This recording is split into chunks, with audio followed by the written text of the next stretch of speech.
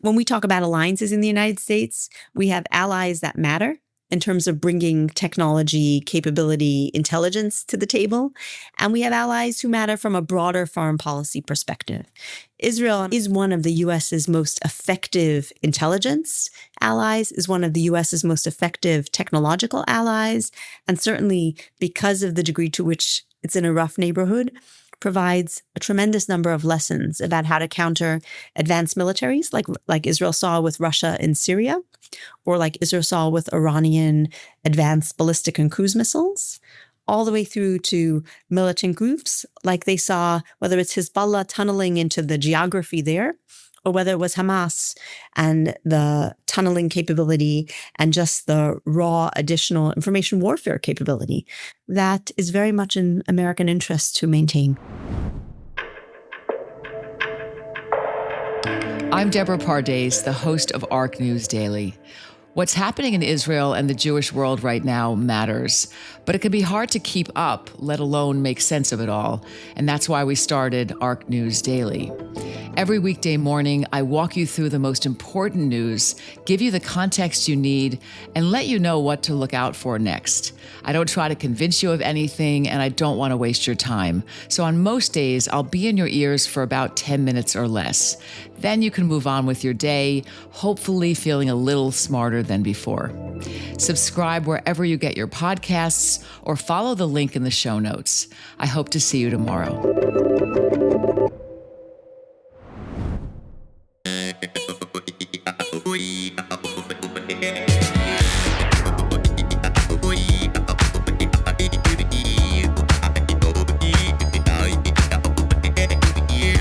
Welcome to What's Your Number? I'm Yonatan Adiri. And I'm Yael Wissner-Levy, and it is 7:30 p.m. here in Tel Aviv. Where are you, Yonatan? I'm in Tel Aviv. I just landed welcome from back. My wife's grandfather's 100-year-old birthday, which lasted for Mazal 4 days tov. in their native Switzerland. And, it was crazy because I started seeing the news of the flare-up in Hormuz and everything was going on. I was like, are we going to be able to land? Is this going to, 4 days have passed, quite some friction on the other end of the Gulf. So far, Israel's out. Let's hope it stays that way. Absolutely. And I can say from the people here in Tel Aviv and the rest of the country, I think a lot of people here are just very tired of it. And, they're watching what's going on in Hormuz, but taking deep breaths. I'm excited about today's guest, though, because she will definitely kind of make some more sense of this craziness, because she really looked over what is today national power. And for much of the modern era, national power was measured in fairly familiar terms, things that we know: the size of a country's military, its population, its industrial base, its access to natural resources. But tech is really changing all of that entire equation.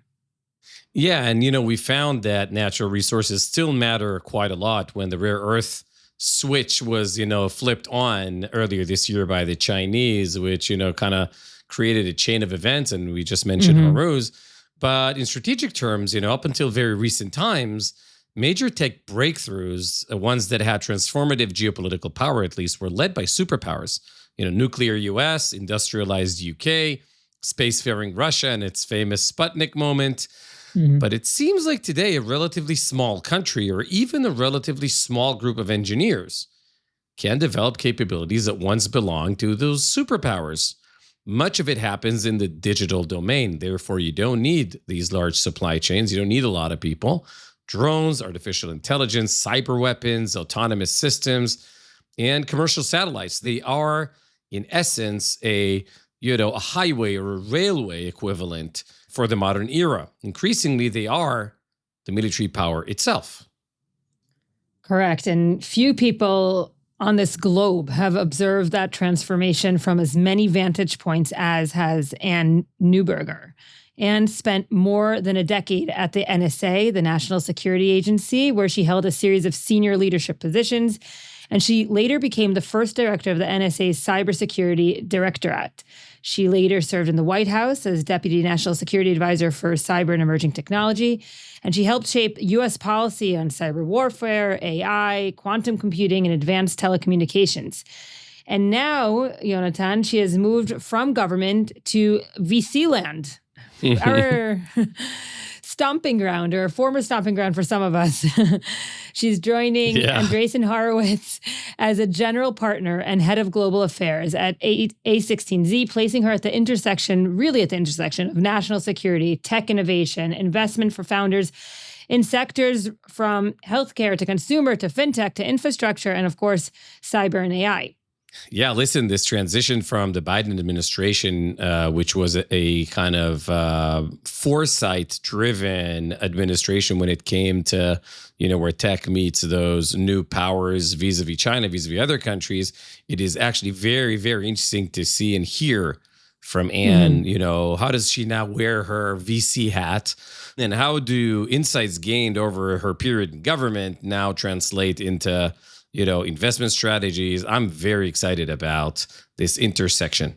Indeed. And I'm also excited to hear about how this is kind of consequential almost for Israel, right? Because Israel is this frontline lab for emerging defense tech. It always has been a very important source, obviously, of global innovation and the target of growing political and financial pressure. But the Israeli experience and the history raises a very much larger question, which I want to kind of get down into the depths of with Anne, which is as tech, capital, and geopolitics become increasingly inseparable and kind of the boundaries become very unclear between all of them, what determines which countries and which companies will succeed in this new future?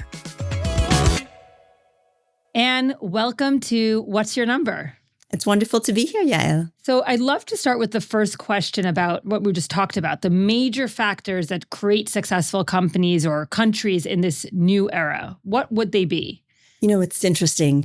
I often think that small countries in rough neck of the woods with technical populations are really the ones that are set up for success. Why? Because sometimes if they're small, they can't waste resources. They really have to think about problems in the most economical way, and economics matters in national security. Second, nothing creates that sense of urgency like being pursued and having an adversary who's at the top of their game. And finally, it used to be that weapons were tanks, and they still are, right? They were just produced for military. But today, some of the most cutting edge technologies are built in software, and they adapt very, very quickly. So if you have a population that's trained and comfortable in that world, that's serving in your military and intelligence community that comes from that world, and ideally, if you have a reserve force that draws from that as well, those three components together really help a country, and of course then its industrial base as well, succeed, I think, with today's challenging threats. Okay, Anne, let's step back a minute and let's hear a bit more about you, given your impressive and varied bio at this point, and what do you think helped you advance, and what do you focus on intellectually and professionally to keep ahead, given how things change so fast in this era?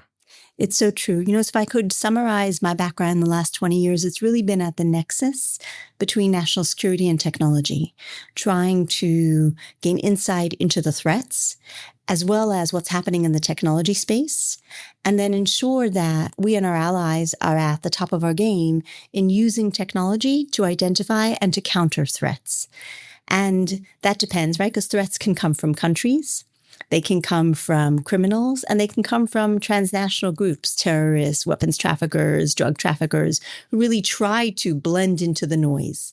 And increasingly, that blend into the noise is also in a technological way, right? Where they're using the same kinds of technologies everybody uses. So in the past, a satellite constellation and that kind of global visibility was only the remit of countries. Today, countries or companies or criminals or terrorists can really buy satellite imagery in places around the world.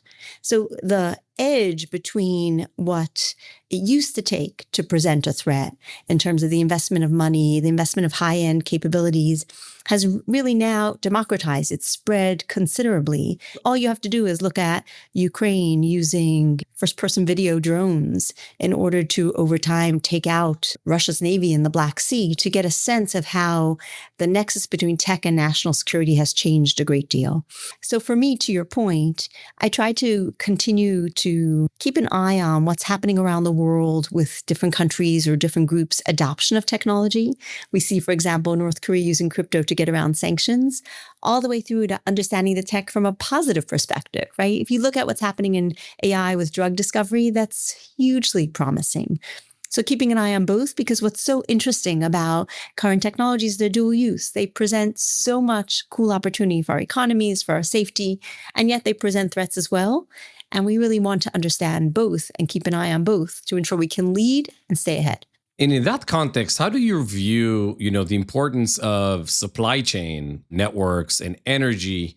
Because we're seeing that, getting the tech right is not enough. You're seeing it in China. A lot of the tech is advanced, not the most advanced, but a lot of the competitive advantage comes from the control of the supply chain and sort of the full kind of end-to-end. We saw the US playing a different role with the Strategic Minerals Act in this administration, understanding how that sort of underpins the tech stack. Any thought of how those two, energy, supply chain, intertwine with tech as it steps up to the national security level? 20 years ago, the buzzword was globalization. We would have global supply chains, and essentially capital would follow wherever the lowest labor costs were, wherever the cheapest cost of production was.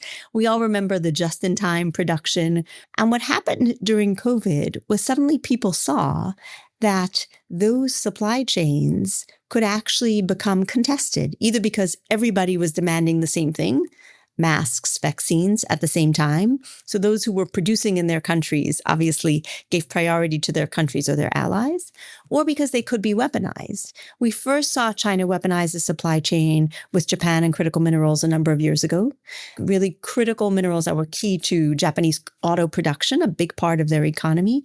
People suddenly saw there was both an economic risk and a national security risk as well. So I think you're seeing that shift now back. Critical minerals, as you noted, is a great one, where it's core to production in so many areas, whether it's solar panels or cars. It's core to national security, whether it's used in aircraft or tanks. And China really maintains a large monopoly, both on the mining of critical minerals, where it's over 90%, and in the refining and production of it, which is also at a very high percentage. And it varies, of course, for different critical minerals. So you've seen countries, namely in the West, start to say, we can't afford that risk. We need to ensure that those critical minerals are refined and processed in the West as well. And that's where, as you noted in this administration, there's a recognition that if it's purely economics, it'll go to the cheapest place. But when it's economics tied to a real security need, there are various efforts governments are trying. The Trump administration has financed certain critical minerals production. It's the venture capital ecosystem is investing in different innovative ways to use AI to optimize on drilling or optimize on refining. So we're watching that in terms of the change strategic thinking and the way it's playing out practically as well. And tell us a little bit more about your role in government and the challenges that, working in government pose when dealing with such a rapidly changing tech scene. I've been, as you noted, at the intersection over the last 20 years, both practically in the intelligence community and then policy-wise in the White House. And it's such an interesting space because in government, you really have a broad window into threats, right? You're watching how technologies can be used for ill, you're collecting intelligence, but you have a more narrow advantage when it comes to tech on the solution space because so many of the coolest solutions are often built in the private sector. And certainly in an age of AI, the core technologies, AI is built really completely in the private sector. So as a result, when I left government after 20 years, I knew I really wanted to be closer to seeing tech and understanding whether it was in the areas of autonomy, whether it's in the areas of new software-driven hardware, whether it's in the areas of mesh networking, what was being done, because that was shaping our economy and our national security as well. So I think in some ways, when you come from government, you have that window into threats. When you're in the private sector, you often just have the window into the coolness factor. And one can try to be a bridge to say, okay, where does government policy enable advancement? And then where are there threats that private sector founders should be aware of as they're selling and deploying their tech around the world. I had just a really cool conversation a number of months ago with the CEO of a very large insurance company. And he said to me, Anne, we're really a data company. We have massive amounts of data about which cardiologist has the fewest patients who are readmitted to the hospital. Or when you're looking at 50-year-old women, what are likely of a certain ethnic group, what are likely to be the side effects of a certain drug. Right. So that's a cool space where in order to have that next generation of capability that we all want in our lives for patient safety, for clinical results, you need enabling government policy that helps there. So in this context, maybe it's interesting to hear your thoughts about something very pertinent. We saw the White House National Security Strategy published late December, putting AI sort of at the center. Then we saw the Pentagon putting the AI in war footing, and then the whole Anthropic dynamic sort of unfolded, the supply chain for the Pentagon. And then we saw Fable being limited for global users. And it's very clear that whatever Washington decides has a massive ripple effect on developers, on companies, on total factor productivity maybe, and ultimately also on the US-China competition in this space. You have such a unique vantage point to kind of opine on what we're looking at here and what we're in the middle of, which seems like a really historic time. So a lot to unpack there, Yonatan. I would say I was often reflecting during the Anthropic Pentagon debate on a role I played in 2013. So I was asked to be NSA's first chief risk officer in 2013 after the Snowden media leaks, right? Snowden was an NSA contractor who stole massive amounts of information, very sensitive intelligence information, fled the country, and eventually ended up in Moscow. And then slowly started, leaking information regarding sensitive intelligence capabilities, some of which had involved the US tech sector. And it really led to this sharp rift, both between Silicon Valley and DC, but also, for the average American, or in some case, citizens around the world who said, really, is that what the intelligence community does? Certainly when that kind of thing occurs, there's multi-levels of things that go wrong. Put in place a risk program across the entire agency that ensures across operational risk, across work we do with partners, we can protect capabilities. But the second part of the conversation, which struck home very much for me, was as intelligence agencies in a democracy, what does the average citizen need to know about what their country is doing in order for them to trust it? Because in democracies, we don't have to know every single rule about intelligence policy and minimization rules and compliance. But if you ask the average educated person on the street, they should feel like their country's military and intelligence services are in line with the country's policies, rules, and more importantly, the culture. In the US, the culture of equality, civil liberties, protections. So I thought about that a lot in this context. Because first, what's different is AI, the game-changing technological capabilities are built by the private sector. And yet, in a national security context, the laws, the cultures, the only people who really understand the laws of war are the people trained for it. It's not just the written piece, right? It's the actual training, different scenarios. So I think the first big picture thing I would say is for AI use in the national security world, the military and intelligence world, that needs to be done working level understanding, really understanding the development of capability, where it hallucinates, how it generates results, and working together with technologists who understand the tech well as folks in the military determining how do we use these capabilities in the case of targeting, in the case of precision, in the case of autonomy, right? Where is it safe to do so, where not? That's the first thing. In the case of Anthropic clearly overstepped because everything they were asking for was not lawful. Right? They were asking to put in the contract that there couldn't be, broad domestic surveillance. That is not lawful. In the United States, you cannot do broad domestic surveillance. And certainly the place to legislate new laws in any event is Congress, not in a contract. And the military is ultimately responsible for our safety. They're the ones who need to determine, within the law, of course, how technology is used. And finally, my experience has been with military and intelligence cultures. Often they're more small c conservative in deploying tech. They really want to understand how it works, where it doesn't work, which scenarios it may fall short, because they know that they're making life and death decisions. So I think that was the first piece, which is AI presents new challenges to the way we work across government, the national security, and the tech sector. And it's not in high-level discussions. It's in the back and forth of the military understanding the tech and its use, and really having people who are cleared and working on those scenarios.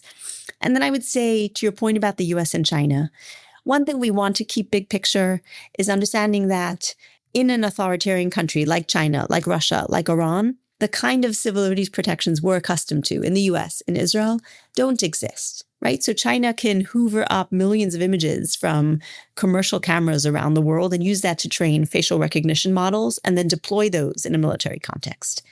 In the US, we will not just be training broad government facial recognition models on privately gathered images, right? That's not the way that we would work with those models. So as a result, what we want to always ensure is that even as we compete with authoritarian countries like China and use AI in national security context, we remain true to who we are. And I think there are areas, hopefully, that we can also work together. AI in the context of drug discovery, while also accounting for the supply chain issues you talked about before, Yonatan. So now that you're head of global affairs at A16Z, I'm going to make an assumption that you do see a lot of defense tech in the portfolio, or, we've spoken about this quite a lot on this podcast about the surge in defense tech. And there have been two labs that have been put to the test, Israel and Ukraine, where we see defense tech, not as an idea or an ideation form, but really on the field. What insights into this landscape are driving your thinking when you think about defense tech? And where do you think things are headed in defense tech? First, there's a big picture lesson from, as you put it, the labs in Ukraine and Israel. And that is that allies matter. Mm-hmm. Why do they matter? They matter because we learn in war. There is the textbook, and then no plan meets first contact and survives, right? So there's things that you learn operationally in war.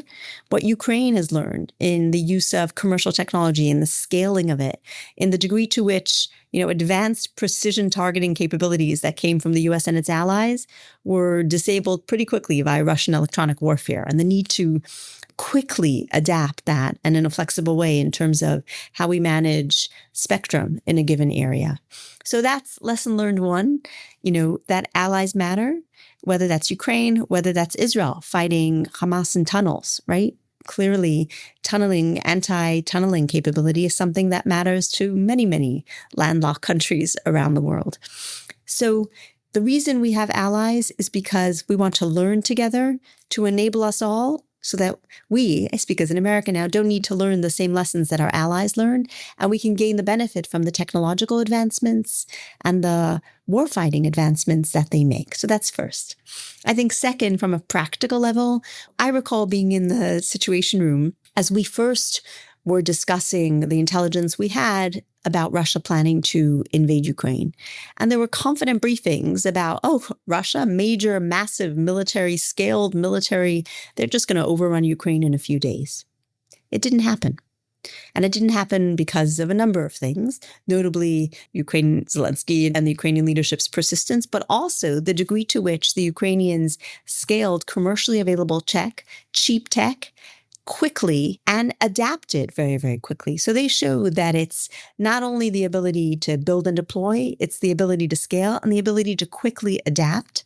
And those are lessons, particularly in the drone environment, that now show what smaller, technologically advanced countries can do in that space. And I think in Israel's case is a different lesson. In Israel's case, we all watched Iron Dome, particularly in April, I think 2024, May 2025, and the broader capabilities along with that defend against hundreds of Iranian ballistic and cruise missiles. And we also watched the system, somewhat choke in the first hours of October 7th as it faced thousands of projectiles coming in from Gaza. But overall, that AI-driven air defense system where it's the software and the hardware working together and adapting to determine what is that projectile, what is the right capability to counter it, the handover of the capability, the determining where it'll land because the economics matter. These are expensive interceptors. That national kind of air defense system is what we saw, that linkage between hardware, software, AI, and adaptation. We learned from an Israel perspective that is provides helpful lessons to us as well. So those labs are, they're both key broader messages about alliances, but also the practical operational lessons of war. So I just have to ask, you have such a sobering empirical viewpoint. And I'm wondering, because you said allies matter, is there any concern in your mind about the alliance between Israel and the U.S. given the politics, or is it just politics and this too shall pass? Everything is a combination of both politics and operational reality. And the reality is that in the U.S. today, there are those who have real concerns about Israel's handling of the post-October 7th period and are looking to shape the dynamics of the U.S.-Israel alliance. We will see how those play out. From my perspective, at the end of the day, the United States needs its capable allies. We have multiple different classes of allies. We talk about alliances. And I think multiple presidents, bipartisan across Democratic and Republican administrations have pressed European allies to say, it's really cool that you're funding your very rich social safety net systems and spending nothing on defense. The United States spends a very large amount, and we deploy soldiers and sailors and airmen all across Europe. Your wealthy countries and wealthy economies, it's time for you to step up and spend not necessarily what the U.S. spends, but at least the target was closer to 4%. Most countries in NATO were less than half that. And certainly we saw that President Biden pushed that point hard, particularly after Russia's second invasion of Ukraine, when we saw how empty many of European military's coffers were in terms of their capabilities. And when we saw that the adaptation mattered. If you had tanks from 20 years ago, they were hard pressed to stand up against today's electronic warfare, today's missile capabilities, right? So I think when we talk about alliances in the United States, we have allies that matter in terms of bringing technology, capability, intelligence to the table. And we have allies who matter from a broader foreign policy perspective.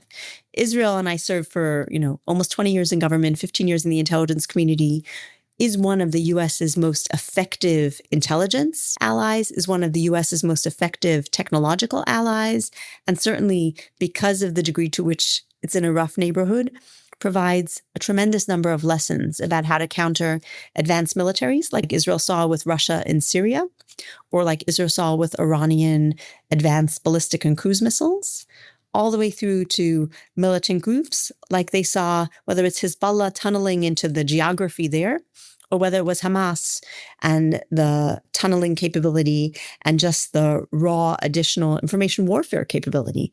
So from a U.S. perspective, the alliance with Israel brings raw, unique, and real value that is very much in American interest to maintain. There was a running joke here a couple of years ago when the Houthis fired their ballistic missiles, Iranian make.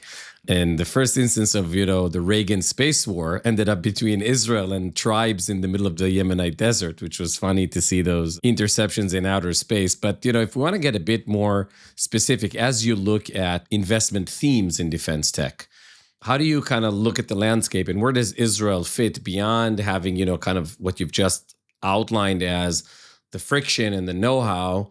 When you look specifically at sort of what is the next, wave of the way war is going to be conducted, and how does that play out to the critical technologies? The sentence you asked, which was investment in defense tech, even 10 years ago, that was a non-starter. Because the way militaries, and I know the American military procurement system best, so I'll stick with that one. I came into government in 2007 for 1 year.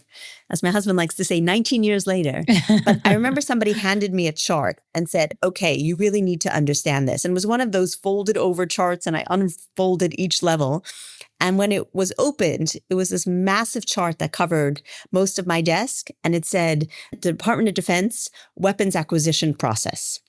And it was all the various steps, from the steps that the Pentagon used to generate its requirements, to where it conveyed them, to where it received first ideas, the way it analyzed alternatives, tested them, evaluated them, multi-year process.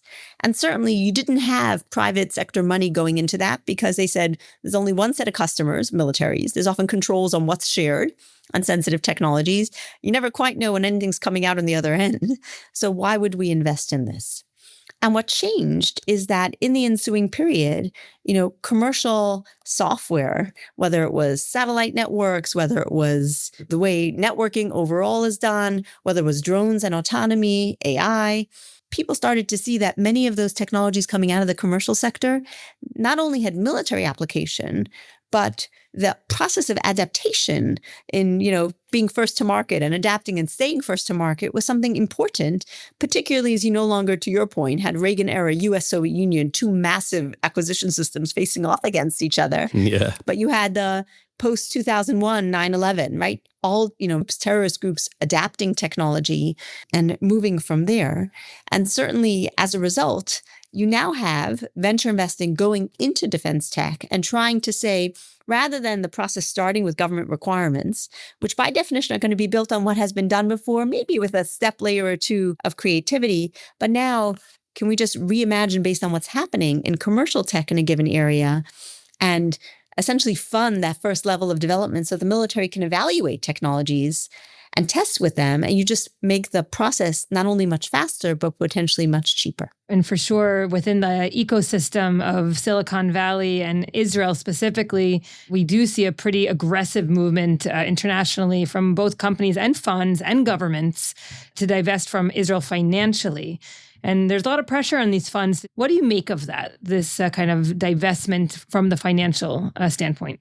First, I would say Israel needs to do a better job telling its story.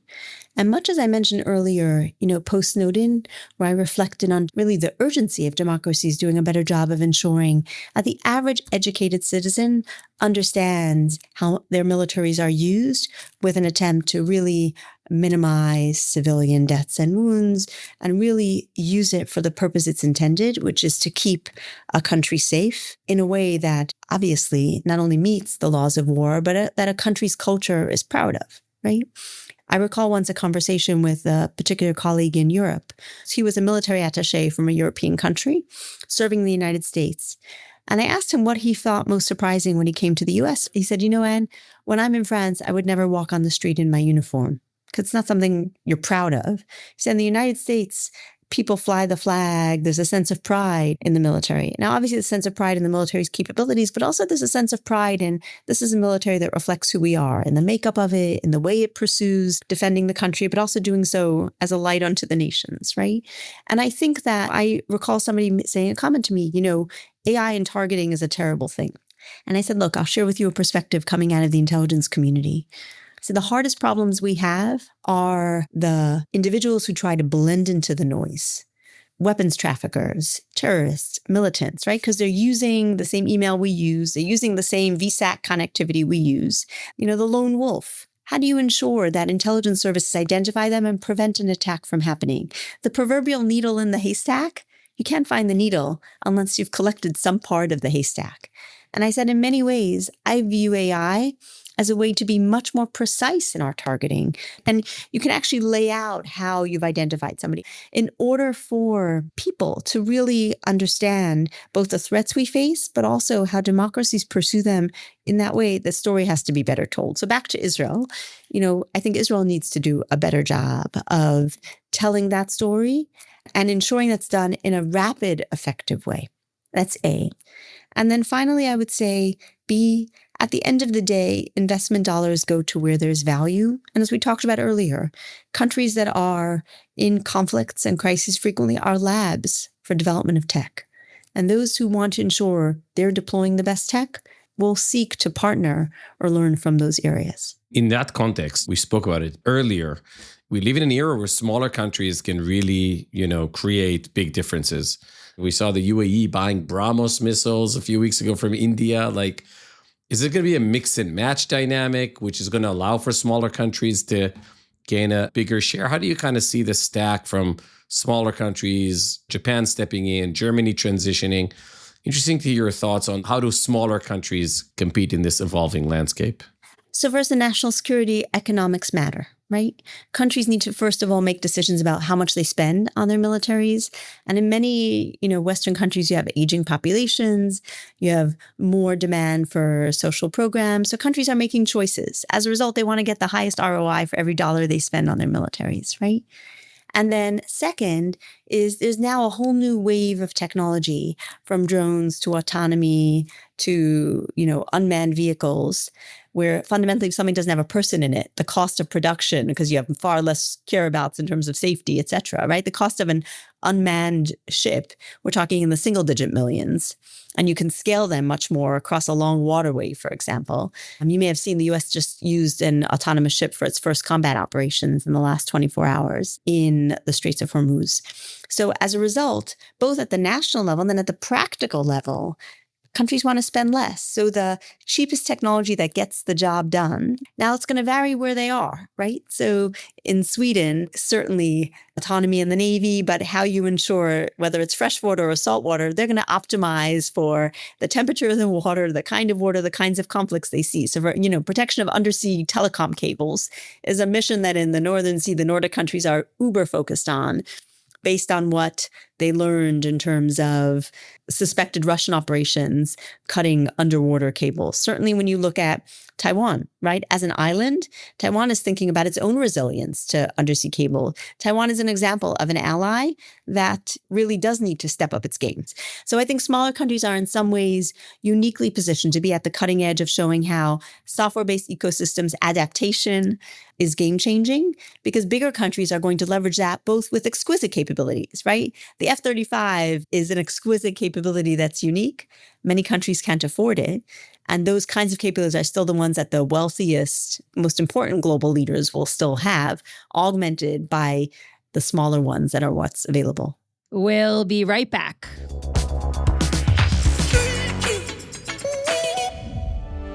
Hi, I'm Dan Senor, host of the Call Me Back podcast. These past few years have asked a lot of the Jewish world. We've been wrestling with pain, disagreement, and dilemmas. The war in Gaza, the war with Iran, the pressure on Jewish communities in diaspora societies, and the upcoming Israeli elections, which may bring many of these tensions to a head. These are not simple stories, and in a moment filled with bad information and overly simplistic answers, it can be hard to know who to trust. At Call Me Back, we know that trust has to be earned. We know your time is valuable. So when you spend it with us, we take it seriously. We don't claim to have all the answers, but we do try to ask better questions with honesty and humility. And maybe that is where hope begins. Not in pretending this moment is simple, but in believing at a minimum we must face it together. You can find Call Me Back on Apple, Spotify, YouTube, or wherever you get your podcasts. See you there.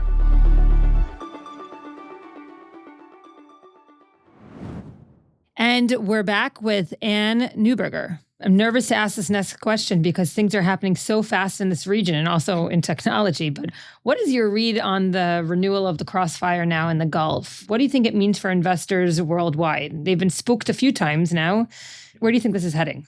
We talked a little bit earlier regarding globalization and the idea of global trade, freedom of navigation. And America was often a guarantor of that freedom of navigation around the world. Those of us in the 80s, we recall America flagging ships during the Iran-Iraq War to show that ships and cargo that belonged to countries who were not part of that conflict would be protected even if there was a regional conflict. And I think that's why Iran's shutting down of the Strait was so concerning to the Trump administration, because it was a game changer. If you allow that there, it sets precedent for any number of other geographic choke points around the world. And I think that's the reason that you've seen the Trump administration say, we can't let this stand, because first, it sets precedent. Second, fundamentally would change the cost of shipping. We saw after the Houthis shooting in the Red Sea several years ago, you had shippers suddenly shipping to go around the Cape of Good Hope, right? Adding significant time and significant cost.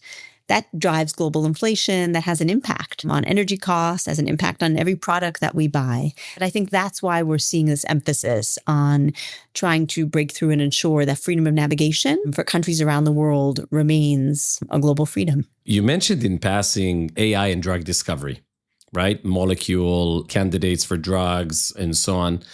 Which technology gets you most excited in terms of, optimism? There are so many. It's hard to pick one, Yonatan, to be honest. And I just think AI and drug discovery, there are so many diseases and illnesses today that have small numbers of people affected by them. And the cost of drug trials are significant. So if you can simulate those results at least parts of them. So you know that when you're actually doing the drug trials on humans, you've already kind of gone through what you can before and cut the time and cost of drugs and potentially just increase the volume to tackle a whole set of diseases that heretofore weren't economically viable. That's a game changer, right? And it's something that I think we'd all love to see as a gift of these technologies. I think the second place I would say is our world rides on digital infrastructure today. You know, whether we're communicating with a friend halfway around the world or whether, you know, in the United States, our country's massive electricity infrastructure, we can use different kinds of energy infrastructure at a given moment in time to bring down costs and to optimize for green energy. That digital infrastructure is incredibly fragile. Had you told me before I went, you know, as Deputy National Security in the White House that I'd spend a good portion of my time responding to, you know, a ransomware takedown of the second largest school district the day before school was supposed to open on Labor Day, or, you know, hundreds of hospitals around the country where they had to hire runners to run images into surgery because there were cyber attacks took down those networks. Or frankly, one country, you know, China, prepositioning an infrastructure around the world to shut it down in a crisis or a conflict.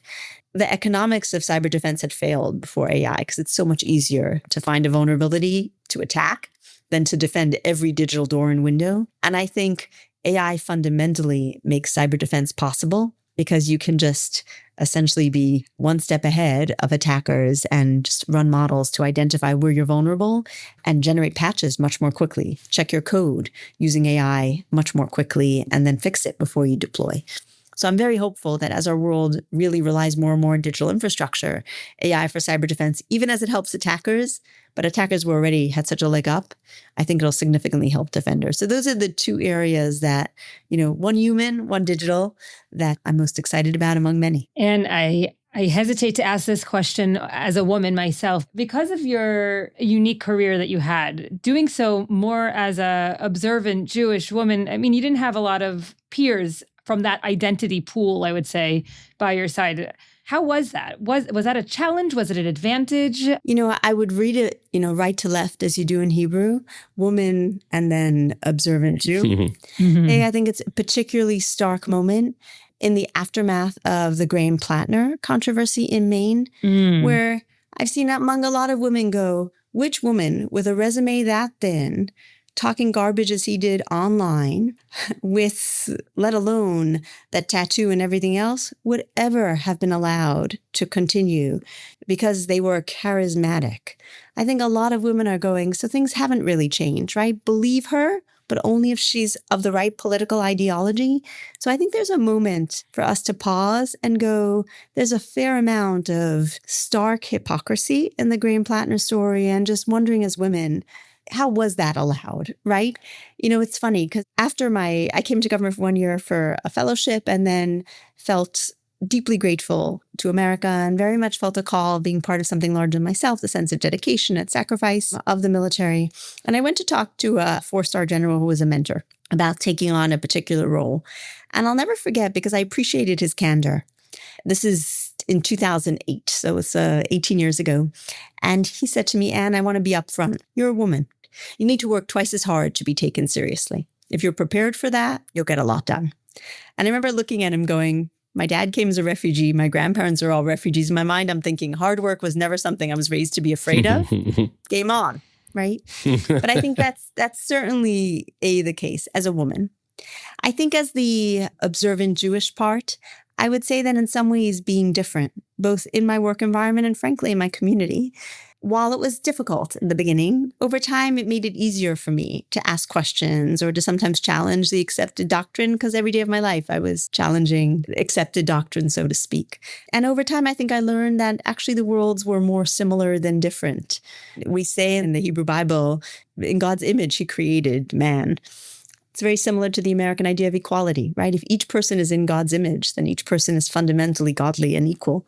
And more I found those similarities. And eventually when we were in the White House, my husband and I would invite colleagues, you know, for Shabbat dinner. And we found that everybody related to the idea of this is time for human connection, for thinking about what we're grateful for, trying to achieve the unique role each of us has in this world with the unique capabilities we have. And it really showed us that the worlds were perhaps closer than certainly than I felt when I started, 20 years ago. I was telling Yael before we started the show, I came back this morning from celebrating my wife's grandfather's 100-year-old anniversary, his birthday. Wow, Mazel Tov. In Wow. Switzerland. He's a Holocaust survivor from Germany, was 12 years old when he left Germany Wow. for a school in Belgium, came back to save the family. And he's like, he walked 2 kilometers a day with us the other day. And when we asked him sort of what's the main theme now that he's into his second century, kind of resonated what you're saying. He had a strong sense of hakarat hatov, gratitude towards everything that did work, because he saw so many things that couldn't, right? In humanity, in institutions, and so on. And you find that along the way, advice that have this hakarat hatov, this notion of persevere, and it will obviously pay itself out. It's great to hear you kind of, observe on your career with such candor. So thanks. Really appreciate your thoughts on that and that comment. I will say, to your point, I had a quote that I saw on one of these daily calendars and I ripped it out. Actually, 2 quotes that I posted under my computer. And one was, a ship is safe at shore, but that's not what ships are for. Nice. Which I thought was just a beautiful message. And then the second one was a quote from the Talmud, that a particular sage, when he walked into the study hall, would say a prayer that nobody should be hurt by his hand through the intellectual argument. And when he would leave, he would give thanks for his portion. And I often would think about that as I walked out of work, often tired, often a little disheartened. But I would say I give thanks for my portion. When I think about my family history, my great-grandparents were lost in the camps. My grandparents came as survivors. My father came as a refugee from Soviet-occupied Budapest. I give thanks for my portion, my chance to try to contribute to a country I love and be part of a people that I think has been an example of resilience and contribution for 2,000 years or more, but at least since we began in our diaspora 2,000 years ago. And speaking of resilience, that we recently marked the 50th anniversary of the Entebbe operation. You have a very special and specific connection to that. Tell us a little bit about it. I do. So on July 4th, 1976, when the Entebbe operation happened, I was a 6-month-old baby at home with my grandmother, waiting for my parents to come home. This was their first international trip. They had dreamed of visiting Israel. They were Americans. And on the flight home, the plane was hijacked and taken to Entebbe, Uganda, where the Palestinian and German terrorists separated the Israelis and Jews. My parents were American Jews. My father was a skull cap, so they took him, and my mother didn't want to leave him. And my parents were held hostage for a week and then rescued. It was interesting. I was talking with a colleague in Singapore recently, and she said to me, Anne, did your parents tell you anything, about their particular story? And I said, look, I learned about it when a teacher in 5th grade came over to me and said, your parents were at Entebbe, right? And I remember looking at her going, and what? Oh, wow. Wow. And she said, well, could you ask your mom if she would come tell the story? No way. What? Wow. And my mom told one story that stayed with me. And she said that when they got back to Israel, everybody else had family. My family is all in America. So they got back and they're standing there, and the IDF had come, the Israeli military had come in the middle of the night. Right. So my mom and dad had slipped off their shoes. So my mom said she's standing on the tarmac. She had no shoes and it was hot. It was in the summer. An Israeli female soldier slipped off her sandals and gave them to her. And my mom said that was like when I started my recovery. I felt like I was starting to come back. But for many months, she said she couldn't feed me bananas because that was what they were fed in Uganda. And I was a 6-month-old baby. Anything but that.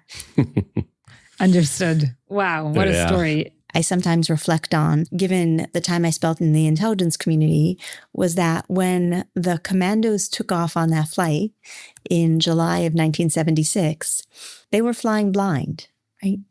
They wanted to ensure that they were, below commercial radar. They couldn't be picked up because this was a surprise raid.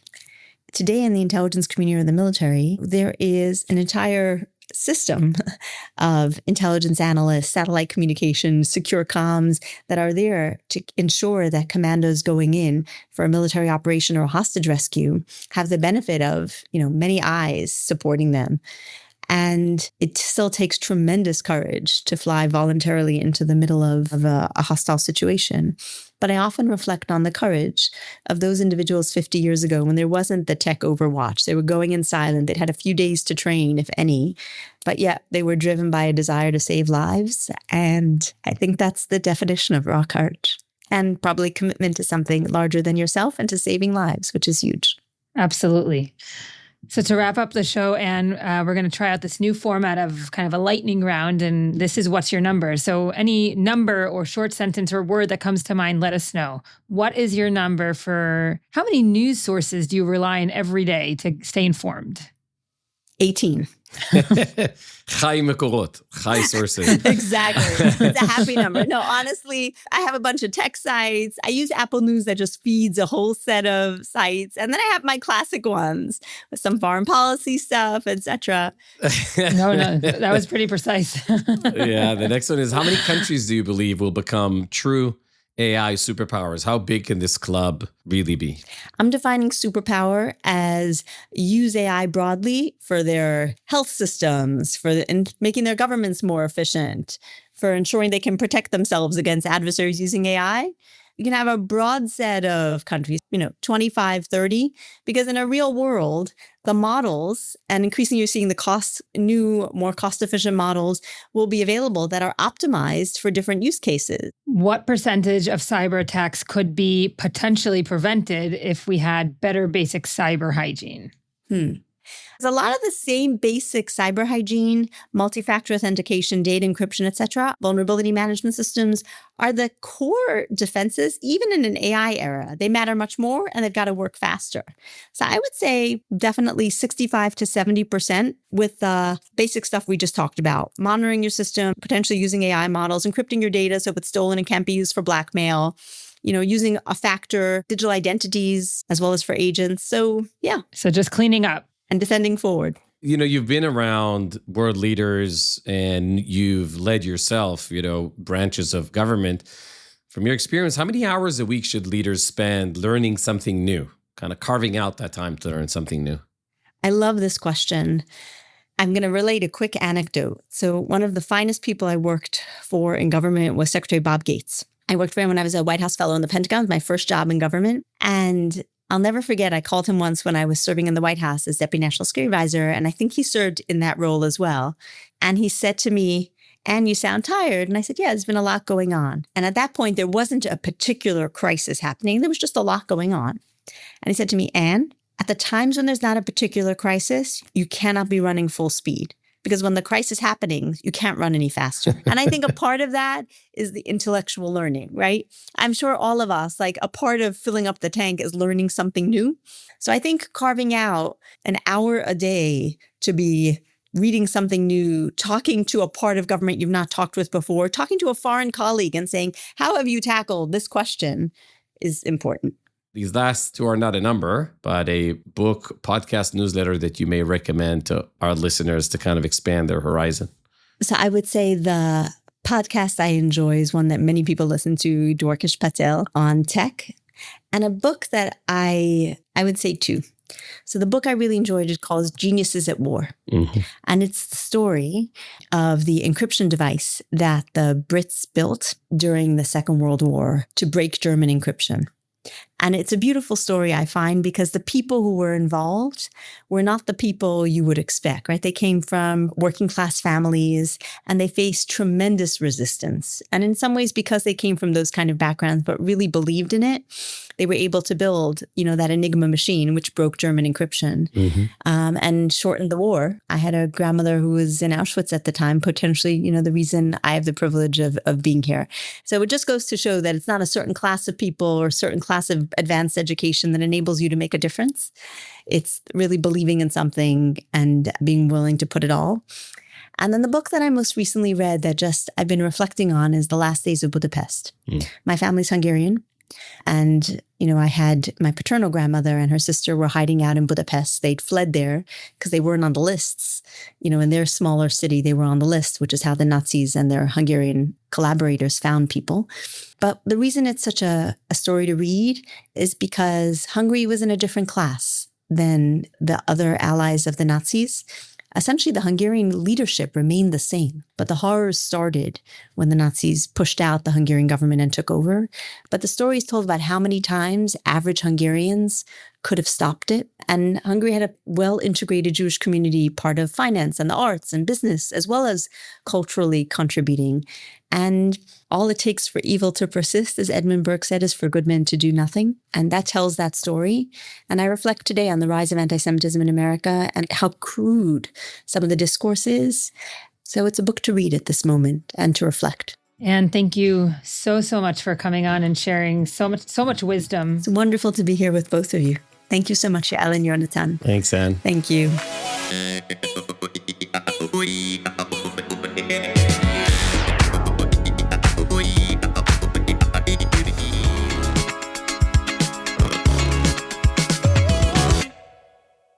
This podcast offers general business and economic information and is not a comprehensive summary for investment decisions. It does not recommend or solicit any investment strategy or security.